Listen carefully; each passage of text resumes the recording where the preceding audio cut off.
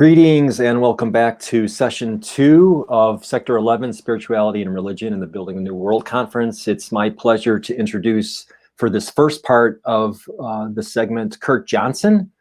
Kurt has worked in professional science and comparative religion for over 40 years and is known worldwide as one of the founders of the interspiritual movement, along with his dear friend and mentor, Brother Wayne Teasdale.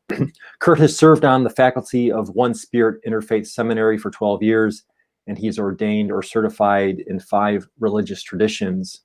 Kurt is also a prominent figure on international committees, including the United Nations Committee on Spirituality, Values and Global Concerns, and the UN Committee for International Yoga Day.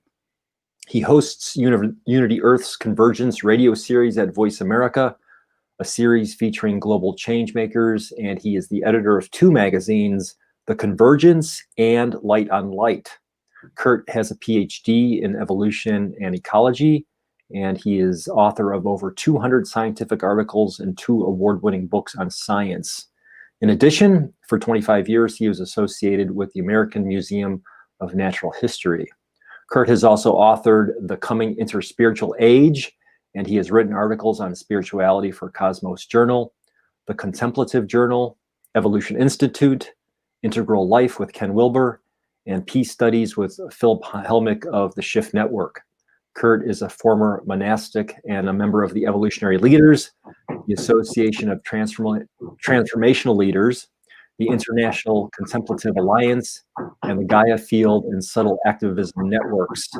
He also serves as president of the Friends of the Institute of Noetic Sciences. So Kurt, welcome to Building the New World.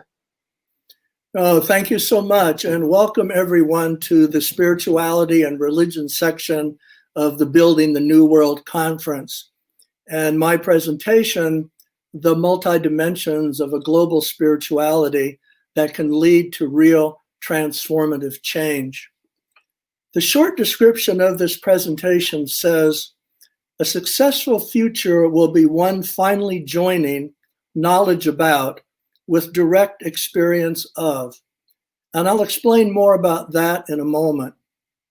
I will describe how democratic globalization, multiculturalism, emergent interspirituality, the exponential uptick in nondual consciousness, and the most current evolutionary and subtle realm science can now join with the potent and demonstrated social change models like integral, spiral dynamics, prosocial, conscious business, arrays of design principles, and other emergent partnerism and collaborative models for the possibilities of real change.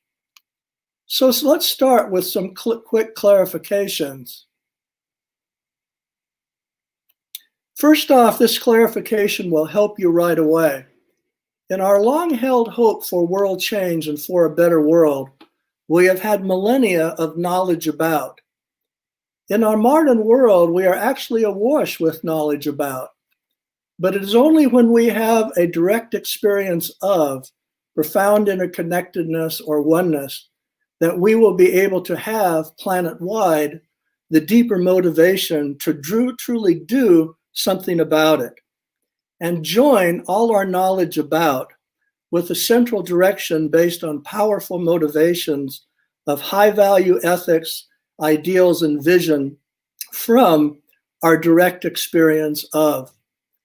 This is what Ken Wilber means when he says that waking up has been with us for millennia, ever since there was a Buddha or any other great enlightened spiritual teacher. But the chance to grow up and to join this waking up with our knowledge about and all the possibilities of our current world has only been with us for perhaps the last 100 or 150 years.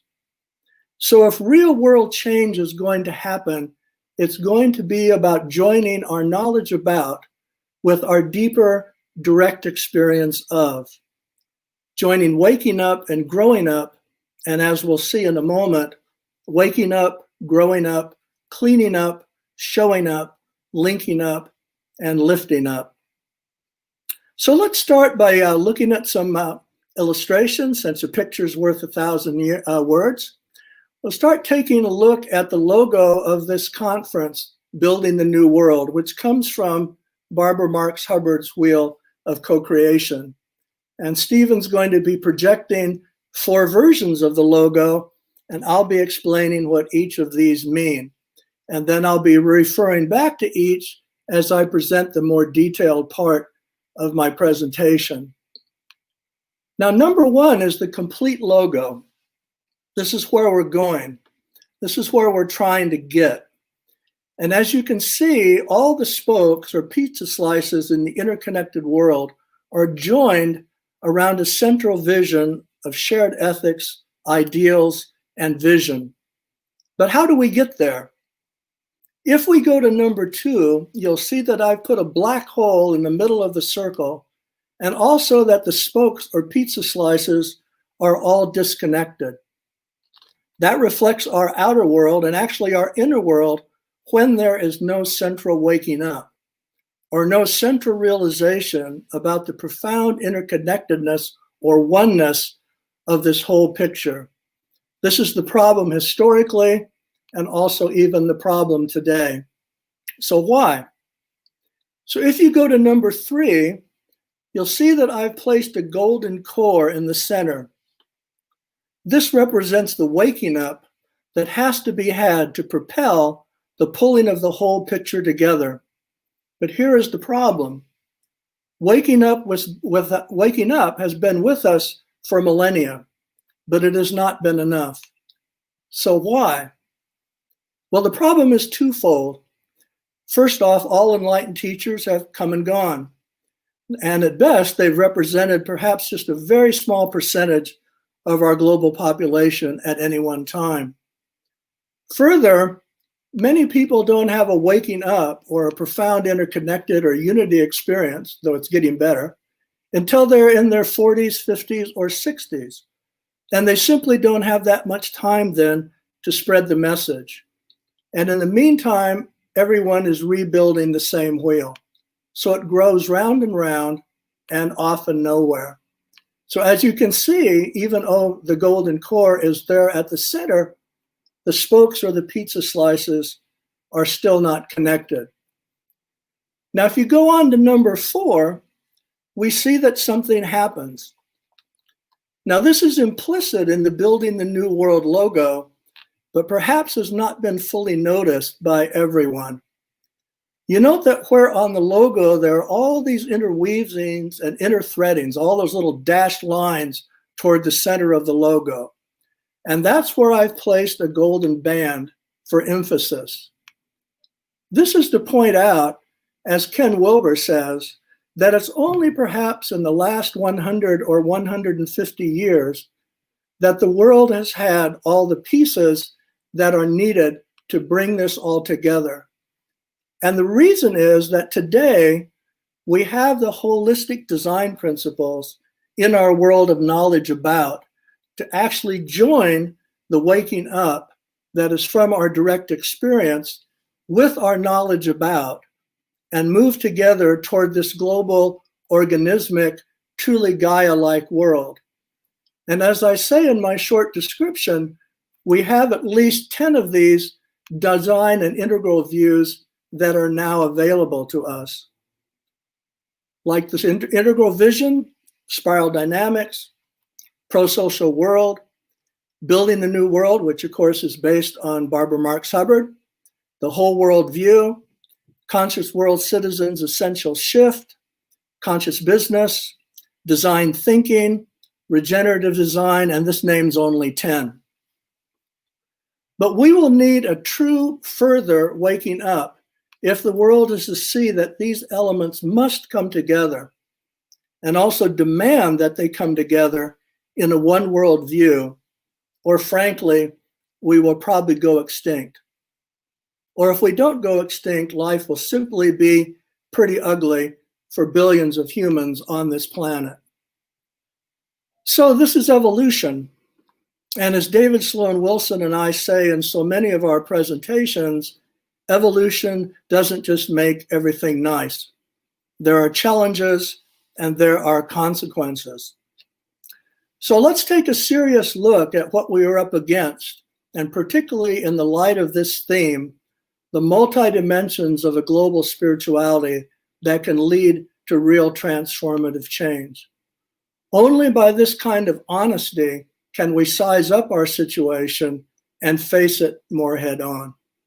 So now we'll go back to me. So here goes. We stand at an unprecedented time on our planet.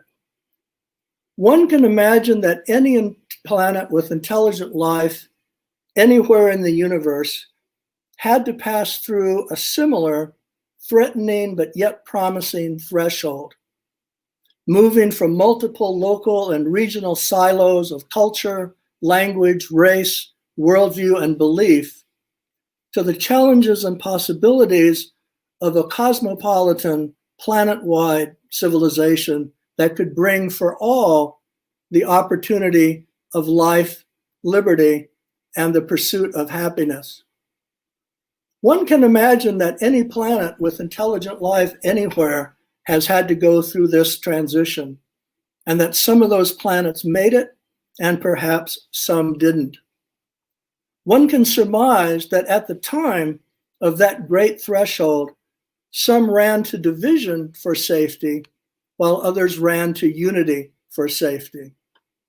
And just like on our planet, they had far more embedded skills about division than about unity.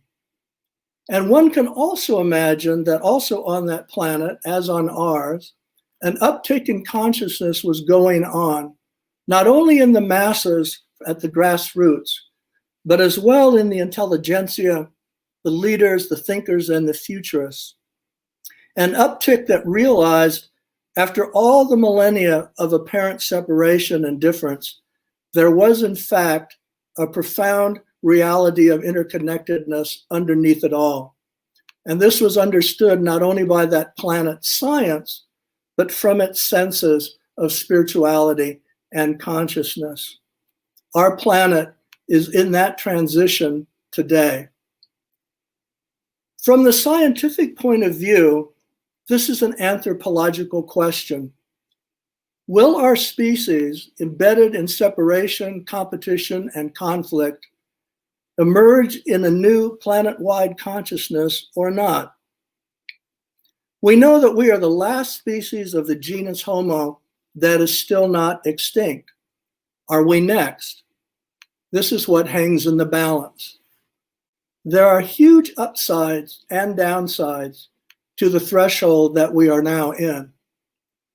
When I first met Dr. David Sloan Wilson, the champion of the cooperative view of evolution that has swept into the mainstream of science since 2015, he said that if evolution was proceeding the way science now understands, a global movement like interspirituality would arise, emerging out of and growing from interfaith, and proposing a gigantic journey from the head to the heart, our planet's religious heritages. He said that the science says that such a movement is inevitable. Movements of cooperation and partnership, the new science predicts, will emerge everywhere as a part of evolution's overarching mechanism of adaptation. This new understanding in science came from the recent proofs of what is called group selection and multi-level selection that shows that survival of the fittest means competition only at the most primitive levels of evolution. As evolution complexifies, and especially as intelligence emerges, the definition of survival of the fittest turns to who is the best cooperator, not who is the best competitor. Sociobiology, the science of social organisms, was rewritten in 2016 to reflect this new understanding.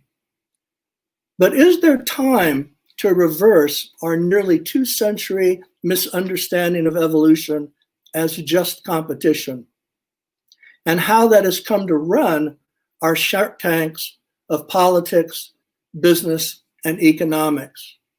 The demise of our species could be and turn on that Just as simple as that. On the downside, our species, at least at the level of the masses, seems prone to not being fact-oriented, but instead more story or propaganda-oriented. So will stories that guide our next decades be ones portraying hopeful and healthy ways forward, or of more division, competition, and conflict? We have seen the rise of propaganda-based local and regional nationalism all around the world. Democracy is declining. Dictatorship is rising. In our own nation, some 60%, and thank God it's 60%, want diversity and all that that implies. But there's another 40% that seems to want division and white supremacy and all that that implies. That 40% seems to be willing to sacrifice the Constitution or even have a dictator if somehow they can stop what they fear the most, the browning of America. This stark reality has led some historians to conclude that the values of the Old South may have lost the American Civil War. But with America's heritage of systemic racism, the values of the Old South won the peace, and systemic racism is now pervasive. And the sad part is that this is simply the wrong direction for survival of our species as we step onto this global threshold. And this is not only true of the reality in the United States, but also elsewhere around the world. Religion, science, and indeed all areas of culture are intertwined in this challenge. And so it has been for millennia. Leading theologian Hans Kung at the founding of the United Nations to state, there can be no peace among the nations until there is peace among the religions, which is the same as saying a story of division leads to doom. A story of unity is the escalator upward. Obviously, if you are feeling any sense of threat or doom in this message, you are also acknowledging how important our planet's transformative movements and movements for good are today. That's the upside. They have never been more important. And as the recent book by the Evolutionary Leaders Circle declares, this is our moment of choice. There is no doubt about it. We are at a unique time in our history of our transformative movements and our movements for good. Scrolling problem here. There we go. It is, as Ken Wilber says, our chance to link our two basic ways of knowing, our knowledge about and our direct experience of, into one combined skill set. In the past, we have had plenty of knowledge about, but it has yet to be linked to the overarching leadership needed from our deepest knowings of values and ideals that come from our direct experience of. Now is the unique time for us to join the values and aspirations of our deepest ways of knowing with the building of a world around us that actually reflects those values and aspirations. Dream it and do it. Joining waking up with growing up, cleaning up, showing up, linking up, and lifting up. Let's realize how critical this time is. It is our moment to join our deepest inner and outer ways of knowing with the modern skill sets of technology and design that have now emerged, like integral, spiral dynamics, prosocial, partnerism of all kinds, global scaling, design thinking, regenerative design, and so many, many more. This is the big bridge that we now need to build, and for which we have the elements to make it happen. The truth of the matter is that if we can't do this, and if we can't build this bridge, joining the spokes and the pizza slices of the holistic, interconnected global pie, we probably simply just won't make it. What we have right now in the world is a gigantic disjunct between the desires in the heart of some 99% of our global citizens and the structures that actually control policy, politics, economics, and business. Lastly, and in sum, the world's biggest overarching problem is ego, and the further and further consolidation of wealth and power in individuals who are actually psychologically and spiritually often simply not well. The linking of the noble goals of our world's transformative movements and movements for good with the attractions of power is a formidable hurdle that is also upon us. This may perhaps be the biggest challenge, our ability to knit together the spokes and pizza slices of the building of the New World logo, as in diagram 4, only by linking these visions with those in the attractions of policy and power. We know from the past that it is groundswells of change in consciousness that lead to groundswells of change in the surrounding reality.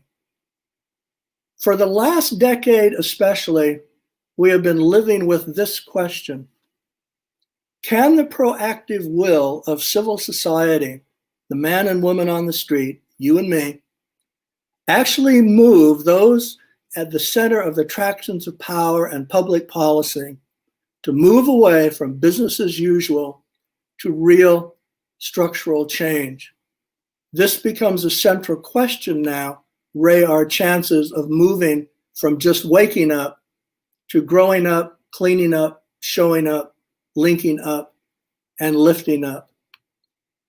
To knit together the spokes or the pizza slices of the pie into one interconnected and organismic whole for a healthy world, we would have to have the persons in the positions of power and policy see the need and direct the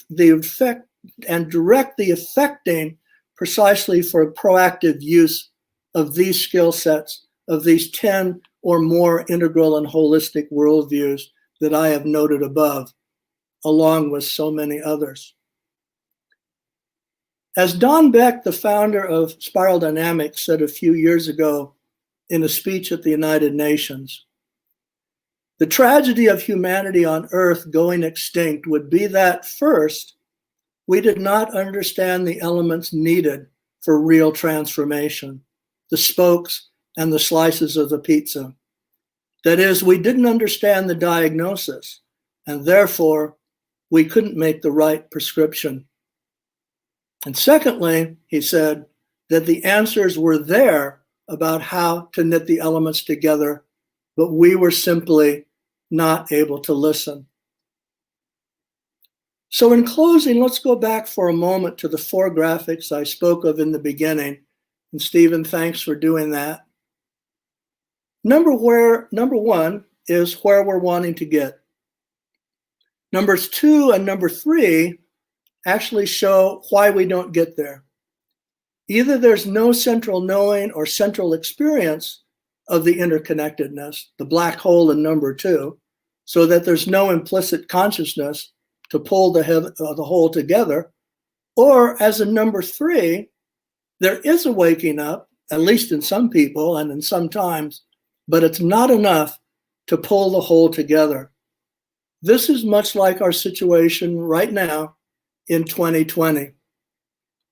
But the threshold that we are at right now in 2020 is also like number 4, where we could realize the message of this golden ring, which is the availability now of the actual holistic knowledge and the actual holistic skill sets to build the holistic potential into the real reality. Again, this is what Ken Wilber means when he says waking up has been around for millennia, but the chance to link it with growing up, showing up, cleaning up, linking up, and lifting up has only been a possibility for about the last 150 years. So going back to me now, full screen, Steve, thanks so much. So thank you so much. The time is now. This is indeed our moment of choice. And actually, it may be our last. Not only to realize the absolute need for the holistic view, but to demand that it be effectuated by the worlds of policy and power. Let's join together in that realization and in that work and in this building of the new world.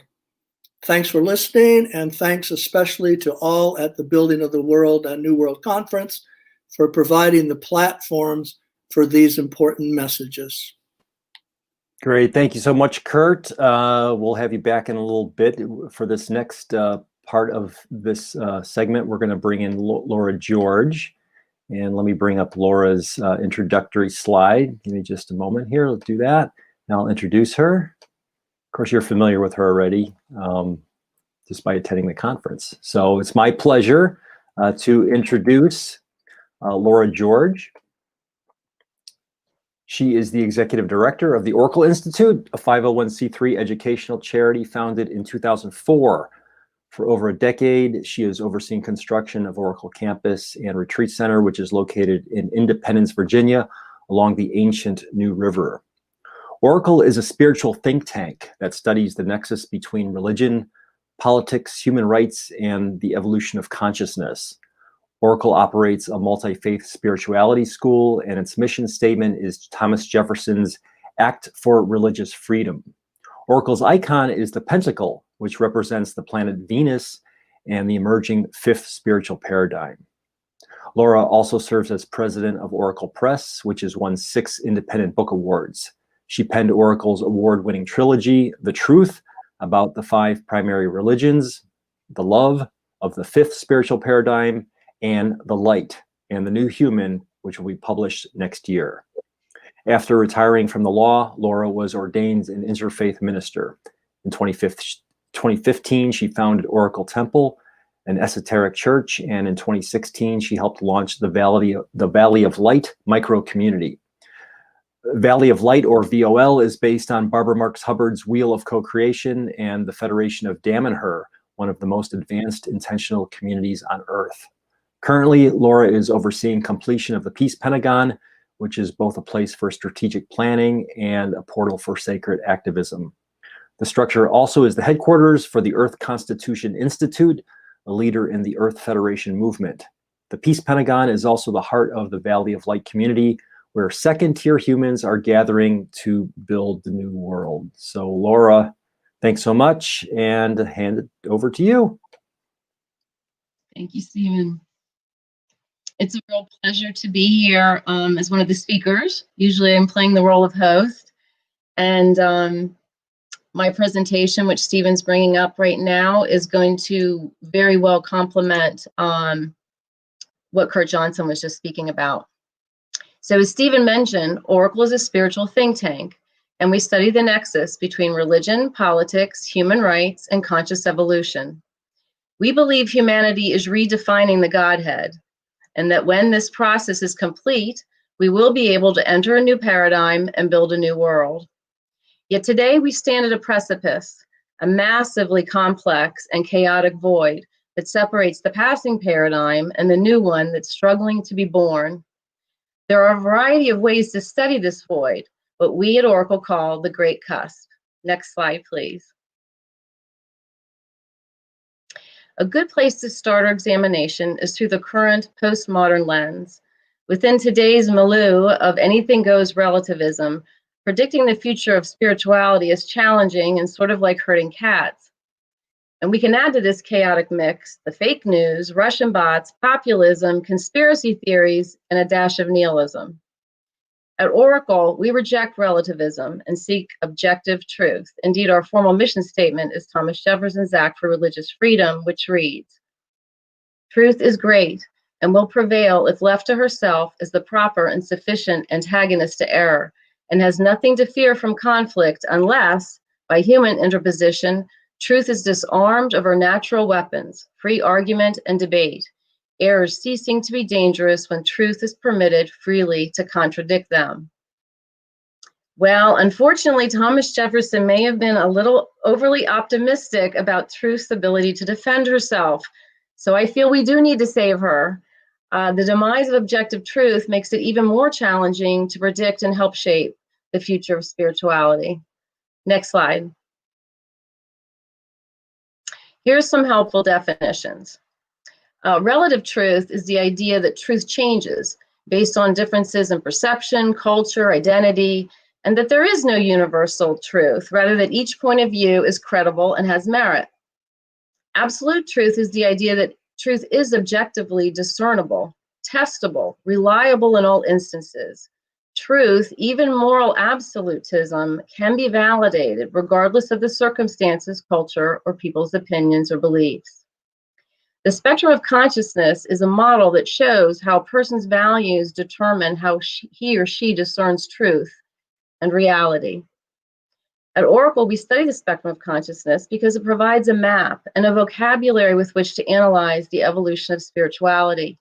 This is the primary lens through which we examine humanity's individual and collective progress. But another way to predict the future is to examine the spiritual paradigms humanity has passed through to date. So let me share the historical model we use at Oracle. Next slide, please. The first spiritual paradigm was the period before the Big Bang, when we were one with Source. If you like the mythology in the Bible, think of it as the period in the Garden of Eden before the fall of mankind and before the separation. The second spiritual paradigm was humanity's earliest attempt to define the Godhead. It was the era of the Great Mother, and it lasted the longest, approximately 20,000 years. The third spiritual paradigm started with the age of agriculture and introduced pantheons of gods and goddesses who ruled over Sumeria, Egypt, Greece, India. But then during the fourth spiritual paradigm, most of humanity returned to a belief in monotheism, but they failed to grasp that the deity could be both genderful and genderless. And then the Abrahamic religions served to anchor this male view of God. The fifth spiritual paradigm is happening right now. It's an era when humanity will redefine and rebalance the Godhead, hopefully with both masculine and feminine principles and energies. At Oracle, we subscribe to the Trickle-Down Deity theory, which posits that a person's view of the Godhead necessarily impacts his values and his behavior. A corollary of this theory is that suffering stems from a Godhead that is woefully out of balance. For example, how can a woman ever be equal on the earth plane if God is male in the ethereal plane? Presently, we are witnessing a global reevaluation of the fourth paradigm religions. And this is when we use the term Great Cusp. It's for this very period of chaos that always accompanies a paradigm shift. There are many dangers inherent in the Great Cusp. It's an epic battle between those who have a vested interest in the status quo and those who dream of a better future. Lastly, no previous paradigm shift has occurred without great societal upheaval. When the Roman Empire fell, it threw the medieval Europeans into the Dark Ages. Indeed, this is the most dangerous shift in human history, given the state of our technology and the madmen in control of many countries. Next slide.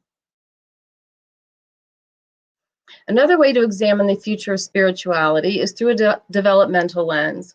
Most people are familiar with Abraham Maslow's hierarchy of needs.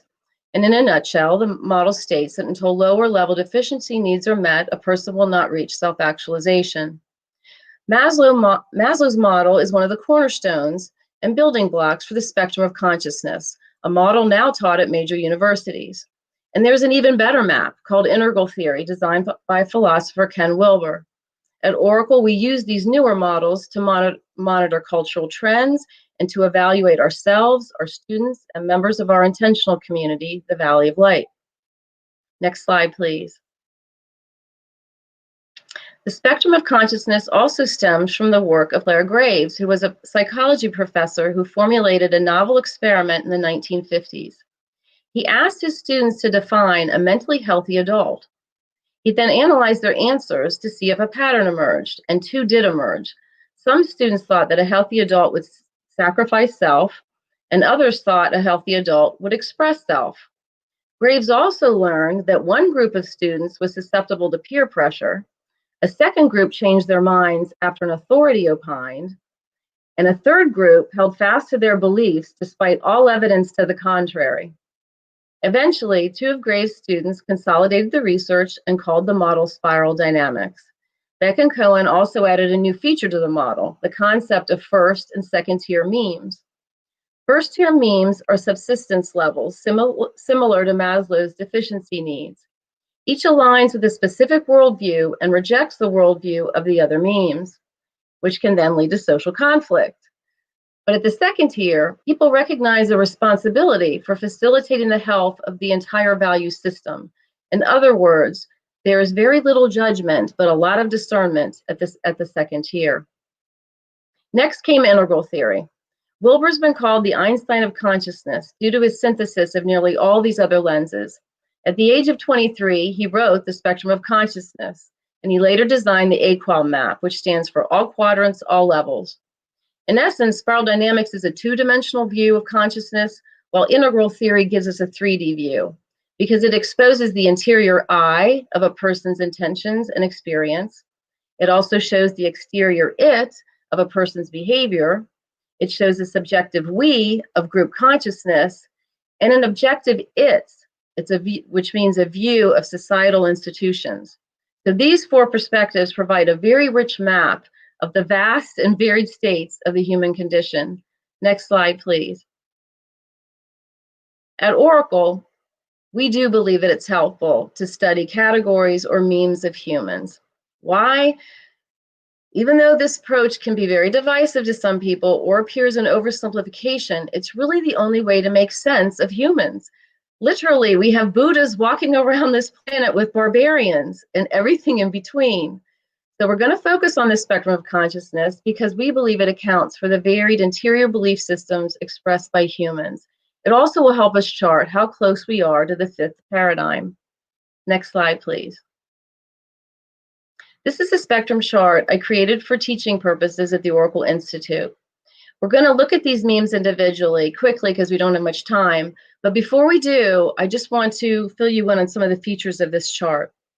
The left column, if you look at it, you'll notice that it alternates between I and we memes, with the odd number memes being more self-centered and the even memes being more group-centered. Now look at the bottom row. These fields contain subdescriptors for each meme. For example, cognition and physiology indicates an age when people might pass through vertical stages of development.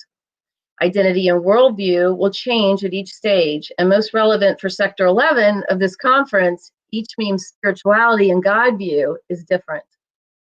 The last two columns summarize the U.S. population and power percentages. These columns buttress what you likely already know. Our elected representatives are not keeping pace with the emerging new humans. Also, it's nearly impossible to leapfrog over a stage. In other words, each of us will pass through these memes sequentially during our quest for greater awareness. Nevertheless, an evolved soul may move quickly through these stages. For instance, the Dalai Lama may have left the red power meme by the time he was 5 years old. He may have pushed someone, immediately felt shame, and never again expressed himself at the expense of another. The conditions required in order to vertically ascend the spectrum, which Wilber calls growing up, and this is what Kurt was just referencing, those conditions must be very extreme. We must question our interior values and cultural belief systems in a fundamental way. Simply put, it takes strong dissonance for a soul to gain upward momentum. And lastly, it is possible to backslide under pressure if a person is in the first tier due to fear of the unknown, lack of energy, or lack of insight. In some, advancement is not guaranteed either for the individual or the collective. Next slide, please. Now we're going to quickly explore each meme, since understanding the chart will help us gauge how close we are to the tipping point and to the emerging fifth paradigm. Dr. Graves called stage 1 the automatic existence, because a person at this stage lives a merely instinctive life in response to bodily needs and emotional urges. Immediate gratification is the hallmark of this stage, as in the case of infancy or autism. Such a person seeks to have his needs met as quickly as possible, so it is considered an I meme because the person is not cognizant of life beyond his own self. Stage 2 has been called the tribalistic existence, in which a stable environment is now valued above all else. A sense of self has not emerged in the modern sense.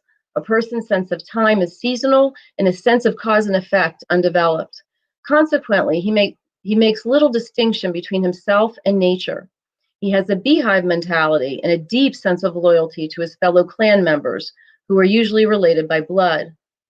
As a result of his inability to distinguish between himself and his world, a person at this level sees spirit in everything, a worldview based on animism. Tradition and magical thinking are the hallmarks of this stage, with authority given to elders who are practiced in the arts of both survival and superstition. Tension is rare in this environment because the elders maintain a firm grip on tradition and they indoctrinate the young from birth. But trouble will ensue if the family unit is visited by outsiders with divergent ideas or new magic. Dissonance also occurs if a younger tribe member questions the authority of the elders. This was a harmonious stage of our collective evolution about 40,000 BC. But very few humans live at this wee level today, because once a member separates from groupthink, he's eager to test himself at an entirely new level of existence. Next slide, please. Stage 3 is the first fully conscious I meme, and it's been called the egocentric existence because the person feels truly separate from his fellow man. As a result, heroism is prized, yet pride when taken too far can be dangerous. Thus, a person operating at stage 3 wants to sow his wild oats and test his power, usually to the detriment of others. This meme is Machiavellian, since it's based on the principle might makes right. Historically, think of the feudal era, when warrior kings built empires and reduced the masses to slaves and serfs, when aristocracies and medieval caste systems were born, and some people were divided into privileged haves while others were poor have-nots. People who operate at this level follow the mythology propagated by the ruling class, who usually cast themselves as semi-divine rulers like the Egyptian pharaohs and the Roman Caesars. Consequently, the religions created during this era were mostly polytheistic, pantheons of gods and goddesses with human emotions and foibles. Today, most of us pass through the power phase by the time we hit puberty, and parents often punish kids who dawdle in a bullying phase through adolescence. So this meme is rare in the US, but in Africa and the Middle East, dictators do reign. Lastly, few Americans were expressing at this level before Donald Trump was elected and started to make it acceptable.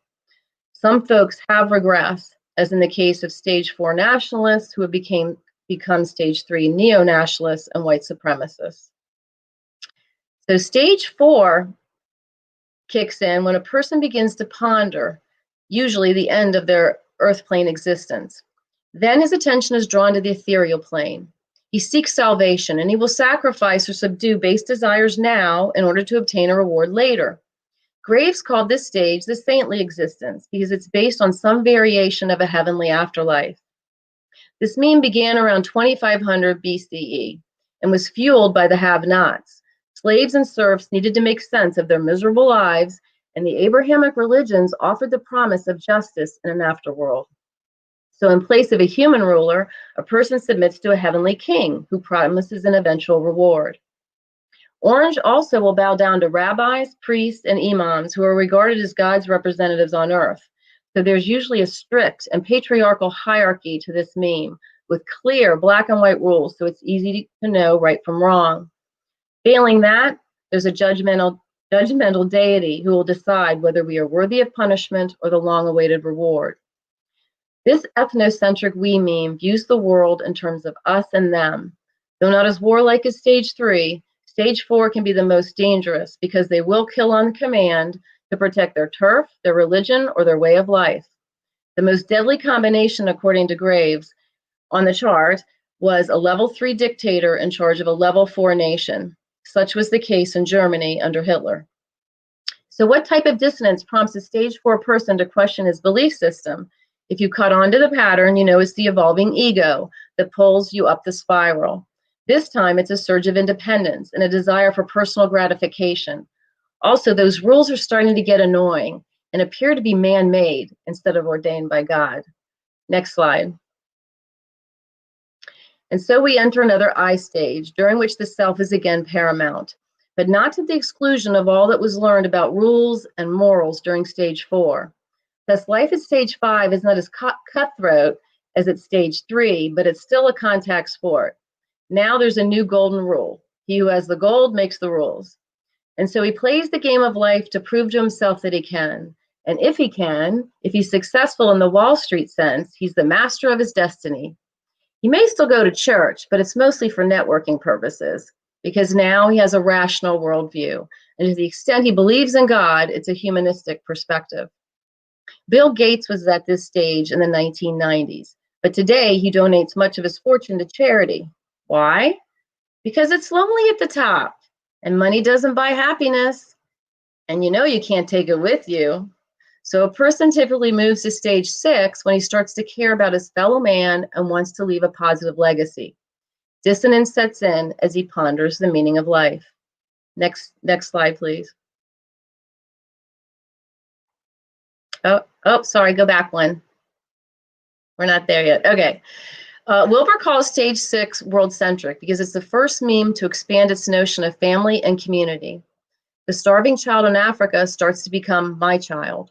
Suddenly, universal health care makes sense, even if I have to pay higher taxes. So stage 6 is a pluralistic we meme based on egalitarianism, but to a fault, meaning that no one is smarter or more gifted than anyone else. It's the home of postmodern relativism and the liberal elite. But stage 6 has yet to comprehend the complexity of the entire spiral, which is why Wilbur puts it as the last of the first tier memes.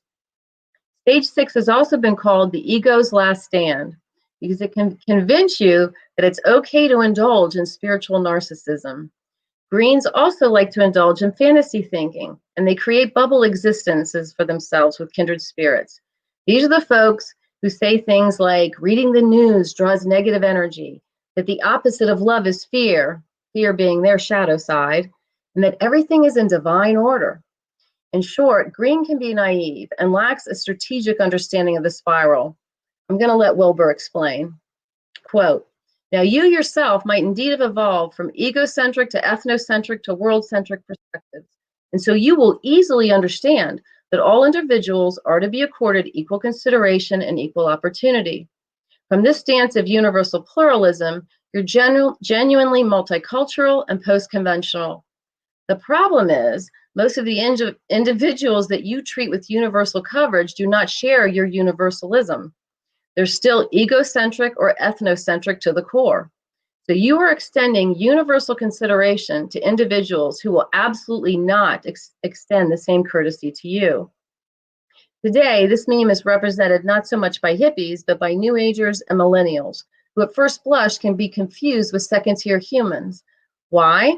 Because they know the second-tier vocabulary, and they express a world-centric perspective. However, while they talk a really good game, they don't usually push the paradigm in a meaningful way.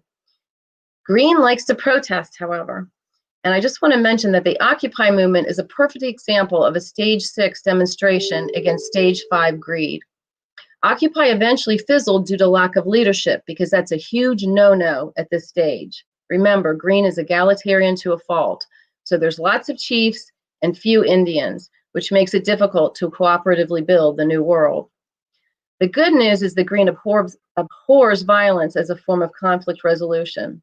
The other good news is that stage 6 is the fastest growing meme. Even so, their power percentage is low because they rarely run for office, unlike our other predominant we meme, stage 4. They love to run for office so they can tell the rest of us what to do and how to behave. Next slide, please. So what does it mean to go second tier? Here's Dr. Graves' description of this rare and monumental achievement. Quote, a sudden and almost unbelievable change in human behavior takes place when the individual begins to believe that psychological health should be both expressive of self and taking care of other human beings at the same time. What I find explains best the reason at this stage behaves so much better quantitatively and qualitatively is this. They simply are not afraid. They're not afraid of not finding food. That's a stage 1 concern. They're not afraid of that they're not going to have shelter, a stage 2 worry. They're not afraid of predatory man, a stage 3 concern. They're not afraid of God, stage 4. They're not afraid of not having status or not making it on their own in this world, stage 5. And they're not afraid of social rejection, a stage 6 concern. So the hallmark of a second-tier human is that fear is not an impediment to action. Another hallmark is that they will not regress under stress or pressure. And a third hallmark is that they drop judgment and they're very discerning. So what do I mean by dropping judgment? Imagine climbing a very high mountain until you almost reach the top. And then you spot a lovely plateau where you can rest for a while before the final and most difficult ascent. And while you're resting, you look down at all the ground you've covered. You are in awe of your achievement. In fact, you're in awe of the entire spiral. You remember when you were at the base of the mountain and had the entire journey before you. You remember yourself at each of the first-tier memes, and you accept those parts of yourself which are still identified with those memes. In short, you're integrated. Next slide, please. So let's look at the second tier quickly. These are the folks who really are ready, willing, and able to build the new world. Level 7 is another I meme, but now it's all about the service that I can contribute. At this stage, a person has mastered her ego and rarely worries about herself. She's motivated by justice and embarks on a quest for universal truth. Second-tier humans already live in the new world, and they do all they can to manifest it for everyone else, even for those who can't comprehend it yet. But it's lonely, and it can be depressing at stage 7 because indigos have a systems view, and they therefore know how much further humanity has to go. But eventually, hopefully, something amazing happens.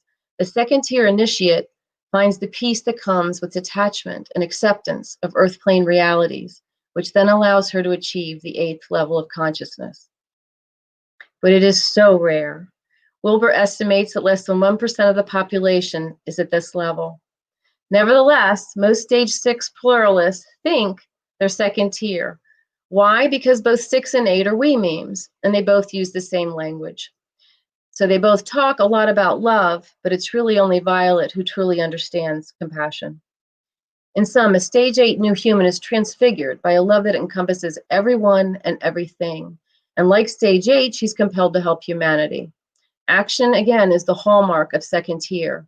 But now we're talking about people who constitute universal heroes, people like Mahatma Gandhi, Desmond Tutu, Mother Teresa, people who truly model compassion and show the way to the next generation.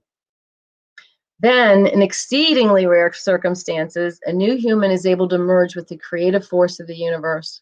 She can move into and out of non-dual awareness because her free will has merged with the light. Now we're in the realm of the high mystics, the saints, the avatars, people like Jesus, Teresa of Avila, Rumi, Rabia. They are transcendent, divine, luminescent.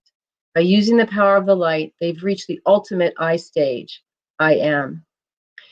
Wilbur believes that if 10% of the planet reaches second tier, they will usher in the next paradigm. So I once asked Ken, what do you think will happen first? Will the fundamentalist meme start World War III, their apocalyptic battle described in their ancient holy books, or will 10% of the planet go second tier? He took over an hour to answer and then concluded by giving us no better than a 50-50 chance. Here's why, according to Wilbur, quote, right now humanity is in a desperate race between the 70% that remain at ethnocentric or lower levels and the 30% or so at world-centric and higher. Every stage of evolution eventually runs into its own inherent limitations, which create a type of turmoil, even chaos, and the system either breaks down or escapes this chaos by evolving to a higher degree of order, so-called order out of chaos. And how we collectively handle this will determine whether a new and more adequate worldview emerges to diffuse these problems, or whether we are buried in our waste. So at Oracle, we know we're in a race against time. We also know about the ever-widening God gap. Next slide, please. The God gap is the result of the clashing worldviews of orange fundamentalists and green pluralists.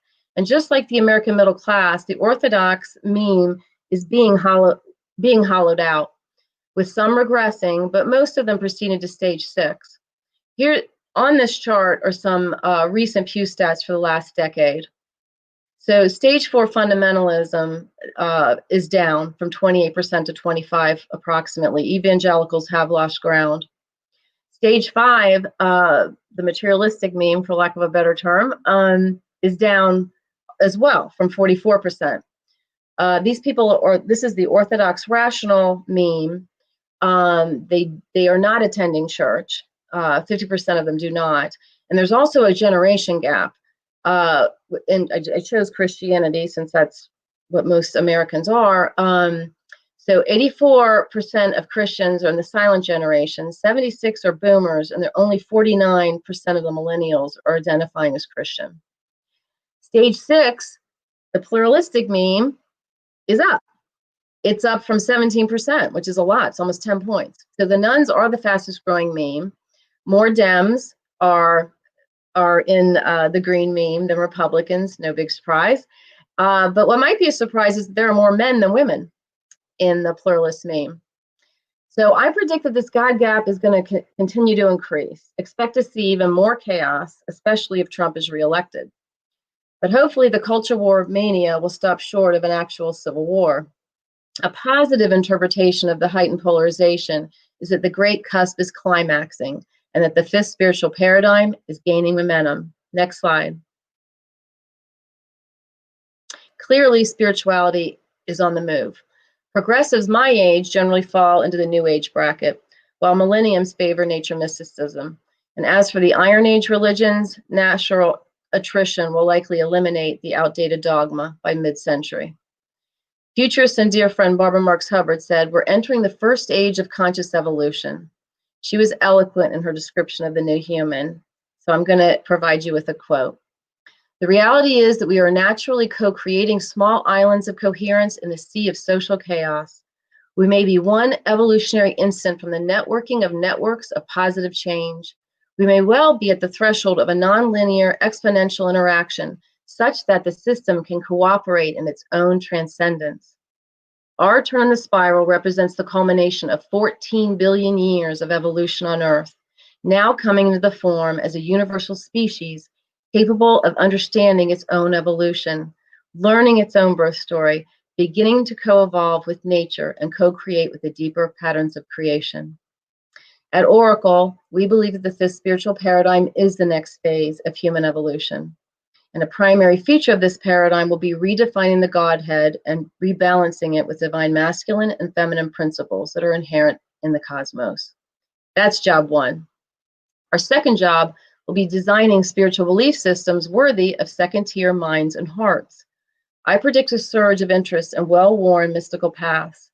At Oracle, we say that if you favor Christianity, study Gnosticism. If you're Jewish, study the Kabbalah. If you prefer Buddhism, then get serious about your practice so you can experience firsthand the fullness and emptiness of cosmic consciousness.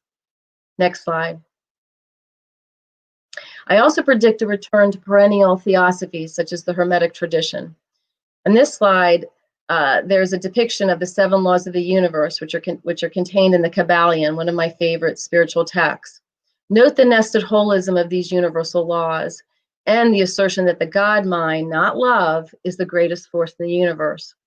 As Wilbur likes to say, even Nazis love, meaning that each meme expresses a different type of love based on their worldview. Also note that humans have yet to master the simplest of the 7 laws, the law of gender represented in the small pink circle. The Kabbalah likewise teaches that Malkut, the earth plane, is the realm of human relationships. We'll know we've reached the 5th paradigm when we collectively assimilate this elementary law and achieve what Riane Eisler calls partnerism. Next slide. Finally, new humans will demand that any new belief system contain holistic and healthy attributes.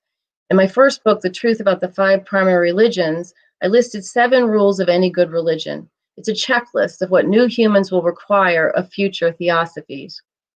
In The Love of the 5th Spiritual Paradigm, I narrated an anthology on compassion from second-tier mentors, including Archbishop Desmond Tutu, Bill McKibben, Maya Angelou, and some of our 2020 Building the New World speakers, like Allison and Alex Gray and David Suzuki. The Light in the New Human will be published next year. It completes the Oracle Foundational Trilogy and our second-tier roadmap for those who wish to cross the tipping point and help build the new world. So to summarize, a new human is someone who has attained a second-tier perspective and accurately perceives truth, love, and light. New humans are prepared to master these advanced concepts. They also are obligated to help those who are in limbo, caught between the old and the new world. We are all in this grand adventure together, which means we are duty-bound to offer assistance to those who have yet to ascend the spectrum of consciousness. But soon there will be enough new humans to end the great cusp and anchor the next paradigm. Last slide. At Oracle, we're dedicated to birthing the fifth spiritual paradigm, and we assist humanity via various vehicles. We've got the Oracle Spirituality School, which provides esoteric classes and retreats. We have the Oracle Institute Press, which has won 6 book awards. We have Oracle Temple, which is a multi-faith church, and we offer monthly spirituality salons. We also have the Peace Pentagon Hub, which is an online platform for sacred activism. There we promote cutting-edge ideas like this conference and also Earth Federation. And then there's our community, the Valley of Light, which is a sustainable spiritual micro-community patterned off of Damanhur, the City of Light. So in closing, I just want to say, if there are any other second-tier new humans out there listening who wish to live with other social architects, please visit us at the Valley of Light. Thank you. All right, thank you, Laura. Let's bring Kurt back in here as well. So thank you so much, both of you. Just like maybe what we did with Audrey and Turji in the previous session, are there any responses or questions or reactions to one another's presentations that you might have, either Kurt or Laura? Yeah, I would say this, we didn't know what each other were going to say generally, but what's interesting is I presented the picture in very broad brushstrokes, and then thankfully and eloquently, Laura really filled those in with many of the details of the paradigms, 10 of which I mentioned, that address how we actually see this all in this interconnected way. And one of the thoughts I had was that maybe many others who've been watching this conference have not seen this aspect of the content. It's the newer part of the discussion that's about the how of what we get there. It's like when you have a map versus when you don't have a map, or when you're playing a sports game and you're running defined plays instead of just playing randomly. What we're going to need planet-wide, which is why waking up has been here so long but hasn't been enough. We've got to link the waking up with the details of how we get there. Just like if you take your car to a mechanic, that mechanic has to know how that engine runs, and a doctor has to know how your body works in order to do basic medicine. So I'm really glad that we're addressing that frontier. If the world doesn't address that frontier, as Don Beck said, we will have had the answers, but we couldn't effectuate them, or we couldn't see what the elements that were needed to actually have this work out. So it's a very interesting balance that came out of my broader brushstrokes and then what Laura did. Yeah, your presentation flowed into mine beautifully. I just want to add, Integral Institute believes just being exposed to the spectrum of consciousness will help raise your consciousness. I mean, people have a reaction when they see that map. Oftentimes people love it and they're like, wow, this is fascinating. It's Maslow on steroids. And then you can pretty much tell if someone's green because typically they hate it. They hate it. It's the first time they begin to wonder, wait a minute, am I second tier? Because if stage 8 is so rare, wow, where am I on the map? And I've run into that a lot with what Wilbur calls the mean green meme. So there's a stage where the ego really, really kicks in before you're ready to just explode into second tier, which is really now the cutting edge of evolution. Because stage 6, Kate did come in with the hippies. that meme came in, what? So that's 80 years ago almost. No, let's see. They came in the 60s. So 60 years ago. Yeah, absolutely. I could go through a long list of people that people would consider leaders, well-known authors, speakers that are out there now, that because I've been around a while, I knew them before and after their discovery of integral or spiral dynamics. And wow, it was just immediately they saw, oh yeah, I knew this, but I just didn't see the eloquence and the elegance of how the map is put together. And then they would just jump into this new interconnected language, and it would propel their work to a whole new level. Now, that kind of thing has to happen across all of our levels of global endeavor, agriculture, politics, business, medicine, go through the list, that we have to see these common principles that occur in every one of those domains and act according to them. It's interesting, when we were with the Dalai Lama in November, David Sloan Wilson and I, they got into a discussion about what is the role of science. And David Sloan Wilson was saying is that science should be able to tell humanity how evolution actually works, evolutionary principles. And then if we live according to those principles, we actually will survive and thrive. If we don't live according to those principles, we'll tank. So it's not the domain of ideas that you agree with or not. It's the domain of principles that are so true to process that if you follow them, you thrive. If you don't follow them, you perish. And the Dalai Lama started laughing, and he sat back in his seat. He said, yeah, greed is good, not an evolutionary principle.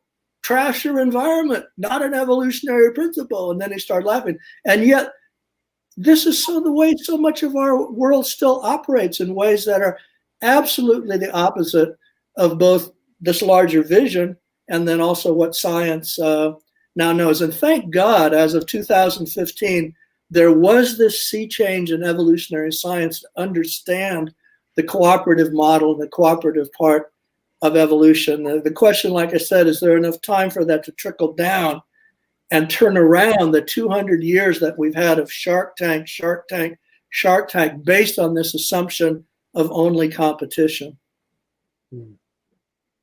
Yeah, so to that point, Kurt, because one of the things that we've heard from other speakers in this conference is, and not from everyone, but enough that I think it's worth noting, is the acceleration.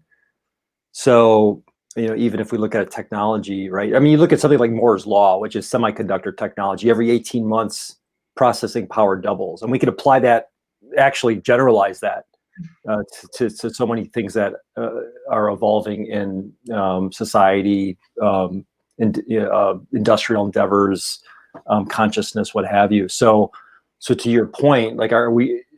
And then Laura, you said, Ken Wilber gives us a 50-50 chance.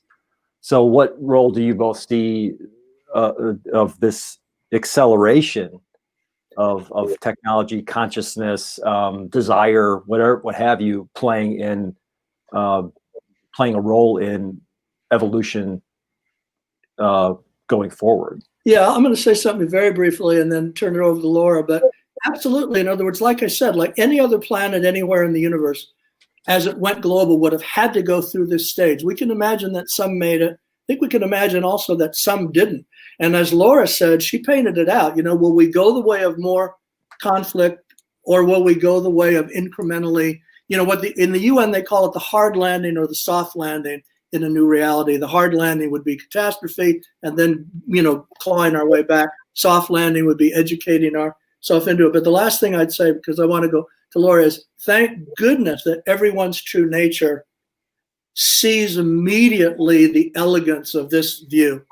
When this is painted out, the heart just goes, wow. David Sloan Wilson, well, he quotes me, but I'll quote him, that it's like sailing with the wind instead of against the wind.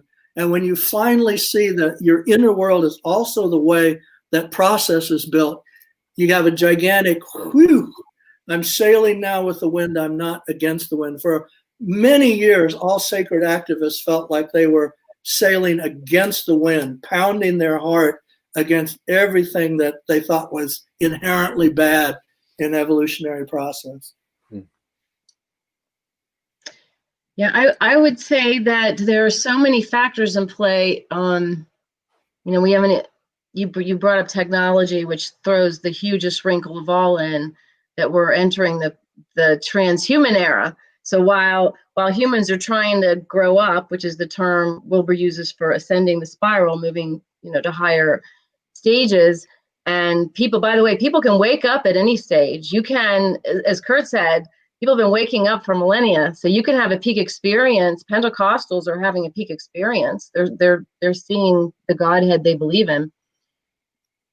So I'm going to set technology aside because otherwise I'll have to get a gun and blow my mind out. But anyway, what I wanted to bring up is that I think there is good news in that the younger generations get to pluralism so fast. I mean, my kids were at that stage when they were teenagers. It was amazing. So that's really good news. Then they're going to start pushing the envelope, because if you notice in the chart, each meme's historical predominance on the planet got shorter and shorter and shorter and shorter. So even though green has been the cutting edge for 60 years, then that stage 7, indigo, over the tipping point, it's going to kick in. And when it does, it's probably going to be really fast, similar to Moore's law. I also wanted to bring up the fact that there are seasons, I think, to evolution embedded in the grand cycle. So we think humanity's gone through 5 grand cycles. We're entering this 5th grand cycle right now, what we call the 5th paradigm. But within that, there are these seasonal turns. So why it looks, I think, really scary right now is that we were already going through this 4th turn. It's a generational turn. So, I mean, it's even eerie the way we've got, COVID now, and 100 years ago, almost to the nose, we had, the Spanish flu. So there's about a 4-generational, 80-year, 100-year seasonal turn, which is now coinciding with a cyclical turn that we call the Great Cusp. So we're seeing like even more chaos than I think has ever been on the planet before. Then when you do add in the technology and the internet and the fake news and all of that, I mean, it's just a wild card scenario right now. And Kurt's totally right. This is it. I mean, we're either going to make this through, or we're probably going to bomb ourselves back to the Stone Age. I think it's going to be one extreme or the other. So everyone listening who is, world-centric and higher on that chart, please help those who are not at the same level of consciousness. In fact, when I did meet Ken Wilber, I took an integral incubator with him, there were about 25 of us in the room, and only 2 people who were taking the incubator were working, quote, downstream, meaning underneath the green meme, because everybody wants to work with the greens and the kids who can maybe bend spoons and all the fun stuff, right? So Ken chastised the group. He's like, why are none of you helping facilitate the spirals movement, which used to be the job of churches, right? Churches, that was their job. Well, they stopped doing it. They started protecting their turf, in my opinion, and they stopped helping people spiritually grow. Most of them anyway. So there's just so much going on. Yeah, and that's one reason what I want to say. What's really important is getting out the details of all of the alternatives that are out there in these different holistic views. I named 10 of them. They're probably 90% alike because they're derived from, the same reality that people are intuiting into, but they're different in some ways. But it's only when people will start to look at any of these, whether it's Barbara's or whether it's spiral dynamics or whether it's Ken Wilber's or Richard Bull's essential shift, or that get you to seeing the essential elements there that allow you to see the pattern. Like actually what Laura was laying out in her diagrams is the pattern. And when you see the pattern, you can see clearly where you came from. And because of that, you can see very clearly, where you need to go, or hopefully where you can go. So if more people, particularly across academia, and actually David Sloan Wilson and I wrote an article about this in Integral Leadership Review a while back, that the amount of people in mainstream academia that didn't know about this array of holistic views, particularly they didn't know about it because most of that group is still reductionist. They're still materialists from the old paradigm.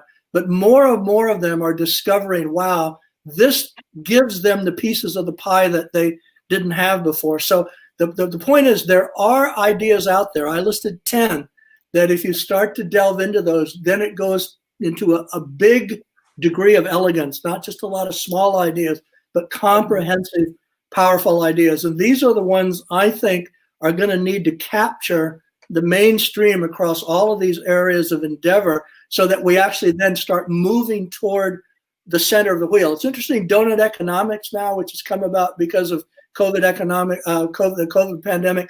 It's all about bringing everything inward instead of everything going outward. And it's very interesting how that's is also very holistic in itself. Last thing I want to say is that the person that brought string theory together from 9 different kinds of string theory to one string theory, which is called M theory. And I think it's true with this. He said it's like standing in a department store, trying on a set of clothes in front of those mirrors where you see the same suit of clothes from 8 different angles. And that's actually the 10 different paradigms of holistic thinking that I mentioned are kind of like that. Each one of those is kind of one of those mirrors in the department store that's looking at that suit and it's looking at it in a holistic way from a little different angle. And where we're going to have to get, and as soon as we can, is bringing all of those, into a confluence. And again, and that's why I'm so thrilled with everything that's going on with all these online conferences, because if you listen to these programs, they're all basically saying that same message. They're either talking about what it means from direct experience of compassion, love, mutuality, reciprocity, those values, and what it means from knowledge about. And this is also Ken Wilber's most recent message, of course, is we have 2 fundamental ways of knowing. We have knowledge about, and we have direct experience of. And it's almost like bedside manner. You could go, the doctor knows how to do the operation, hopefully, but hopefully he also is doing that from a position of love and care and for the saving of life. So then Kurt, to dovetail off that, like there is a lot out there, like absolutely. I mean, even the last few years, there's so much more information about what we're talking about. Laura, as you said in your presentation, action's the hallmark of the second tier. So there are a lot of, let's just say, conference junkies who like to attend these things, and then like Laura, also to your other point about Ken Wilber saying, well, how are you actually not just showing up but doing, let's just say, doing it? Mm-hmm. Like what are the action oriented steps that, or how do people put these this wisdom into action? Well, let me just mention that the 5 ups, and I'd throw it to Laura then, but between Ken and then Dustin DePerna and then a bunch of the rest of us, that, waking up, growing up, cleaning up, showing up, linking up, and lifting up, there's a set of ups that in their progression really give us that direction to how to make this holistically strong and hopefully world changing. Yes, agreed. And his work is just so important because people, without the vocabulary, these ideas and these concepts have been, in my mind, have been mushed together. So when you separate all the ups, and if you're honest with yourself and self-reflective, you might discover that, okay, it's some cleaning up I need to do. Like I've got a shadow side that I'm not dealing with, addiction I'm not dealing with, and to Wilber, addiction has a different meaning. It can mean you're really wedded to another meme or to an old belief system, and it's dragging you down and preventing you from going up the spiral. So I just love getting this work out to the public, and I do as often as we can. And we at Oracle really do use this research all the time. We use it when we're brainstorming over the quiet winter months, when we're trying to figure out how we can be the most helpful. to the world. When people come to the community, we share the model. And we then also try to put retreats on, or we do put retreats on, which allow people to play with those ups. And experiential firsthand knowledge is obviously what brings it home. I mean, that's what makes it stick. Yeah, I was going to give two examples in real time that people will identify right away, like the Truth and Reconciliation process in South Africa as a model for where nations would need to go, actually went through that 5-stage process. First, they woke up to what their past was. Then they grew up by saying, we have to confront this. Then they had to show up to have that conversation. And then they had to clean up with the truth and the reconciliation. And with that, then they could link up. And with the linking up, then they could lift up. Another good example is what's going on in gender reconciliation work all around the world. If you look at all those programs, and they're very different, again, not because they actually knew about those 5 stages, they're just natural to what works. They do the same thing. Wake up to the problem, decide to grow up to confront it, then you show up, then you clean up, and then you can link up without all the garbage and all the shadows and all the hate and all the fear, and then you can lift up together. So the planet somehow needs to do that instead of running back, to the finger pointing, to the division, to the blaming, to the scapegoating. There's got to be some real moral courage here.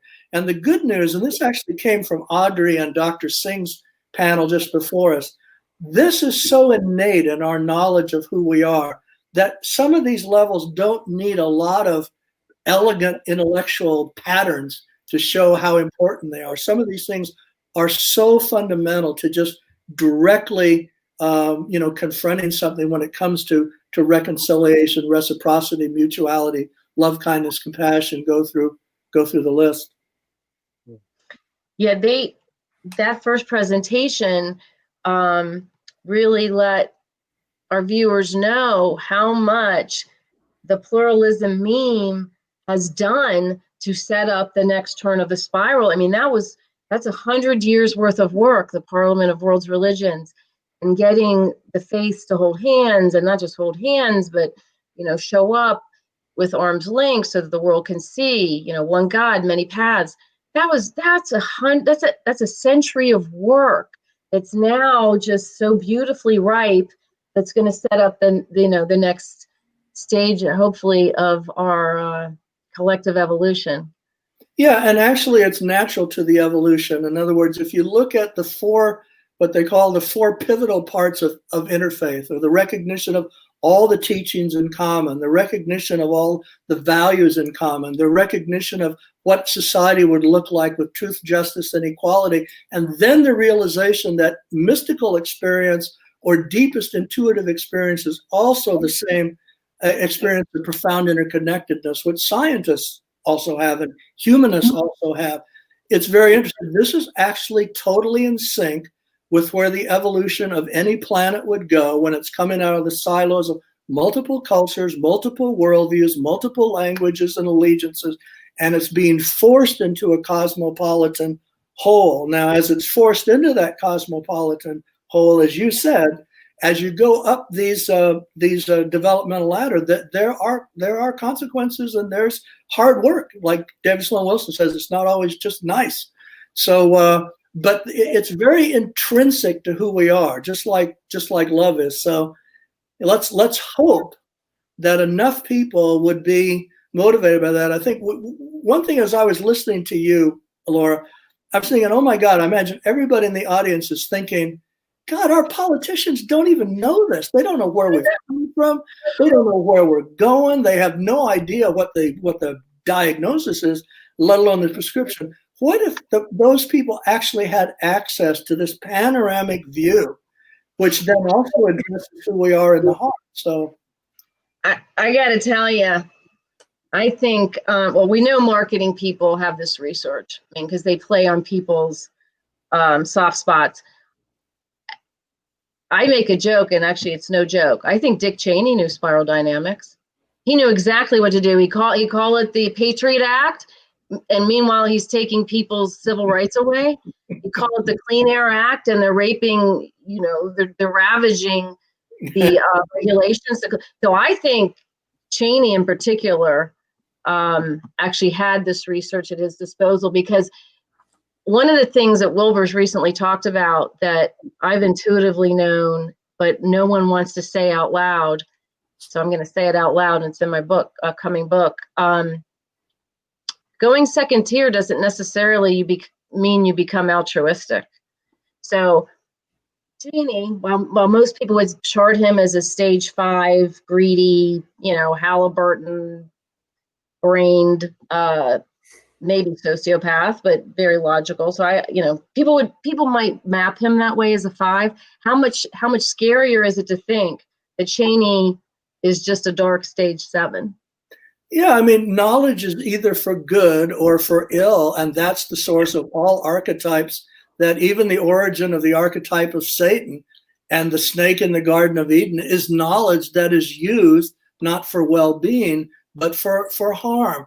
And so these things are so basic. And I think one thing which hopefully happens soon before it's too late is that if people see the consequences of a globe that can't figure this out, they'll suddenly realize, oh my God, if we don't have a welcoming attitude to diversity, then the future is just this. And that should become so obvious to people. I know I've talked to a lot of evangelicals who've gone up the ladder that way. The very thing they'd say, I learned to love people, and then I was told that the people I loved, my friends, were all going to go to hell because they didn't share my religion. And I started to think there's something wrong with this worldview, because they love and I love, and it's all about love. And you tell me that they're going to go to hell if there is a hell, they're going to go to hell just because they don't have this card that says Jesus on it. Then they realized, wait, there's something wrong with this picture. And then they started growing up, as you said, into pluralism and into green. So it is a natural process. That's the good news.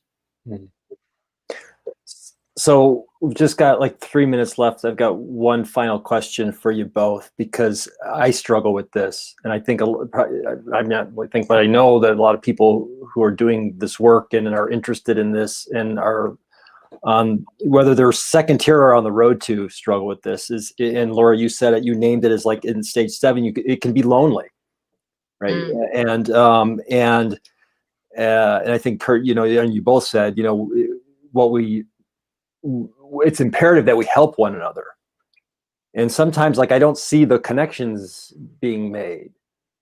So if it feels lonely, there's something that implicitly means that, well, we're not finding our tribe or our people in stage 7. Yeah, I think in a way, Stephen, that's a meta question about our planet. That's what I call the anthropological question. And it would maybe be different on every planet out there that had to go through this. We may not make it for the very reason you just said, and that Don Beck said. The answers were there, but people weren't able to listen. And a good example of that, Laura pointed out, so many maybe younger folk or new age folk, they would think that the conversation tonight was intellectual, and therefore they tuned it out. And it's not intellectual at all. I mean, is it intellectual to get a map to the subway? I mean, do you say, oh, honey, don't get a map? That's intellectual. I don't want to see where the lines run. So there is so much confusion, again, between head and heart here, and we all have to do our homework too. But this is a heck of a planetary question: is will we actually get there or not? And all of these variables that are involved in that. A ton of variables, unfortunately. I mean, there's just so many moving parts now. It's back to the wheel. It's back to the emblem for the conference. Every one of those sectors is pretty much at a breaking point, a crisis point. So you add up all these confluence of factors, and then what I think is the glue that holds the whole thing together is the spirituality. And then that's not stable. That's in the middle of a paradigm shift.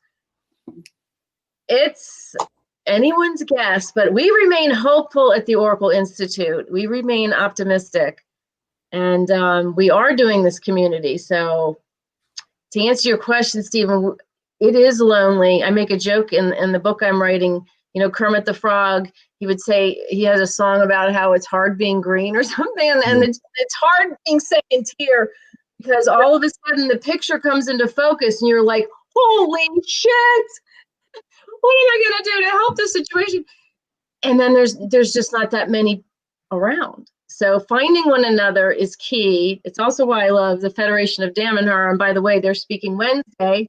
They're the next sector up, which is the hub of the wheel. We're saying intentional communities that are modeling the new world are the hub of the wheel. But that's why I love Damanhur so much, because you go there and the field, the energy is completely different. It's a second tier environment. And I've never been anywhere else other than, you know, maybe, I don't know. Yeah, it's interesting. In David Sloan Wilson's recent book, Completing the Darwinian Revolution, he asked the same question. And he says that just what we said. We all have to be hopeful. Certainly our inner essence and our knowledge from our practice and inner nature would have to be, you know, optimistic. And evolution is optimism in itself because it always is about adaptation. But one thing David Sloan Wilson says is the great danger is, and this is what we have seen with the Trump phenomenon, is the counterfactual reality. If human beings fall for a counterfactual reality on a global level, we may be a planet that doesn't make it. And when the ETs write the story of why we didn't make it, that's probably what they would say, that that planet went counterfactual. I totally agree. That's why I started with the concept of truth. Yeah, if we lose truth, we're going to go down. And I don't know about you guys, but I got lots of friends who are mightily confused. And people on the left are listening to QAnon now. I mean, it's getting scary out there, real scary. And people's truth barometers have just been totally messed up. Yeah, and one of the powers in stuff like QAnon is that it plays on archetypes that themselves are true, but then the twists are radically false. There's a great Sufi leader, Llewellyn Von Lee, who says there's nothing more dangerous than something that's 90% true, because that 10% may just be what has you jump off the cliff when you thought you were actually going the other way. So there's something in us when it comes to conspiracy theories that is overly attractive. Yeah.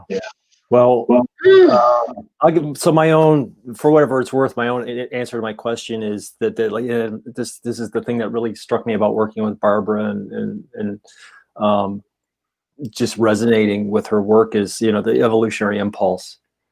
You know, so as lonely as it is, like I cannot not show up and not contribute, and all of that, because it's the impulse. It won't have me do anything other than that.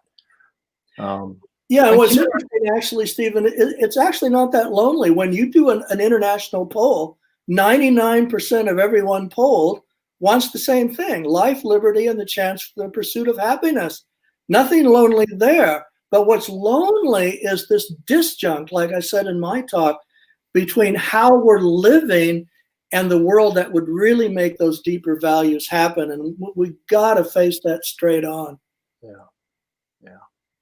Well, Laura and Kurt, you know, thanks so much. I mean, and this gives us food for thought for what we do post-conference too.